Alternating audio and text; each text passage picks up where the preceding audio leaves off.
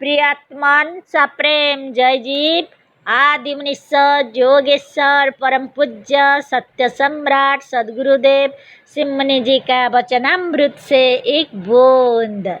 डरपोक मनुष्य का सीना पतला हो जाता है, फेफड़ा सिकुड़ते सिकुड़ते छोटा और तेजी के साथ लेता है। ऐसे लोग का मन भी चंचल होता है, अतः ऐसे लोग कभी योग या प्राणायाम नहीं कर सकते। अपने स्वरूप का अज्ञान ही मनुष्यों को दूसरों जगह फंसाकर दास और गुलाम बना देता है। सेवकों, भक्तों, दासों और गुलामों का सिर झुका हुआ रहता है, गर्दन मुड़ी हुई, हाथ जुटे हुए और बंधे हुए रहते हैं। स्वस्थ, स्वरूपस्थ और एक स्वतंत्र जोगी का वक्षस्थल सीना निकला हुआ और चौड़ा होता है। गुलामी, भय, भक्ति और दासता जब निकल जाती है, तब मनुष्य सीना निकालकर अपने बल पर खड़ा होता जाता है और अपने बल पर खड़े होने पर अपनी शक्ति व आत्मबल का ज्ञान होता है, आत्मबल का पता लगता है। आपका मन अपार शक्ति वाला है, आपकी आत्मा यह जीव और आपका सच्चा स्वरूप सर्वशक्तिमान है। वह खजाना, वह अनंत और अक्षय यश जिसके लिए आप दूसरे के सामने दांत निकाल रहे हैं, जिसके लिए आप राजा, देवता और ईश्वर से प्रार्थना करते हैं, आत्मगौरव को नष्ट करके दूसरों से भीख मांगते और दूसरों के पैर पर नाक रगड़ते हैं, वो आप ही के पास है, आपके भीतर है, आपका है। केवल योग द्वारा उसे पहचान लेना है, उसका परिचय प्राप्त कर लेना है। आप कहेंगे कि हम मांगते हैं तो अपने परम पिता से मांगते हैं, अपने मालिक से मांगते हैं, इससे क्या हानि है? हानि है, हानि बहुत कुछ है। वह भोला वो बाप से जो विधि राखे टेक, विधि या प्रकृति क्या टेक रखेगी? हम स्वयं सबके मालिक है, पर योग न करने के कारण अपने स्वरूप को भूले हुए हैं। इस प्रकृति के अंदर, इस सृष्टि के भीतर तब तक कोई भीख मांगने वाला नहीं था जब तक ये मजहबी मनुष्य नहीं आए हुए थे। कौए में भक्तों और भीख मांगे नहीं है।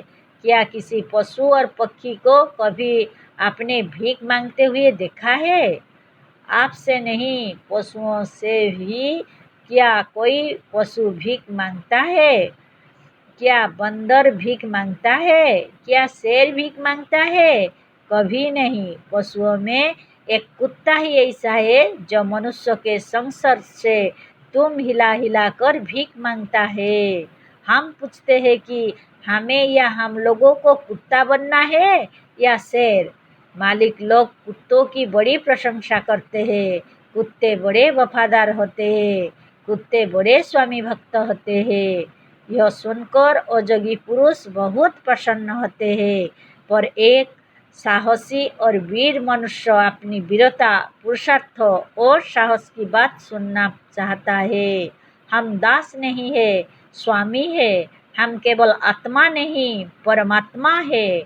हमारे पास जो कुछ है उसे किसी ने कृपा करके नहीं दिया है, किसी ने भीख नहीं दिया है, सब हमारी ही कर्म का फल है। क्या आप लोग यह कह सकते हैं कि ईश्वर में भी ईर्ष्या और देश है और वह भी अन्यायकारी और खुशामद पसंद है? यदि नहीं तो बिना किए कोई कुछ नहीं पा सकता। केवल खुशामद, स्तुति, भक्ति और अपनी सेवा से और खुश होकर वह अपने भक्तों, खुशामदियों और सेवकों को कुछ अधिक नहीं दे सकता। अपना ही और अपने ही करने का भरोसा है। हमारा भाग्य हमारे ही कर्म द्वारा बनाया गया है। इसी से भाग्य को बहुत से लोग कर्म भी कहते हैं। हमारे इस जन्म के कारण हमारे ही कर्म है। अपने विधाता हम स्वयं आप है। अपनी परिस्थितियों और अपने संसार के निर्माण करने वाले भी हम स्वयं है। अपने कर्म, अपनी भावना, अपने भाव, अपने विश्वास सबके रचयिता हम स्वयं है। न काष्ठे विद्यते देव न पाषाणे न मृण्मये भाव ही विद्यते देव तस्मात् भाव ही कारणम। अपने हाथ से मिट्टी, काठ, पत्थर और सोने चांदी का ईश्वर हम स्वयं बना लेते हैं। वह काठ और पत्थर हमारे मनोरथों को पूरा नहीं करता। हमारे मनोरथों को पूरा करने वाला हमारा विश्वास है, हमारी भावना है और हमारे भाव है। जादृशी भावना जस्य सिद्धिर्भवति तादृशी।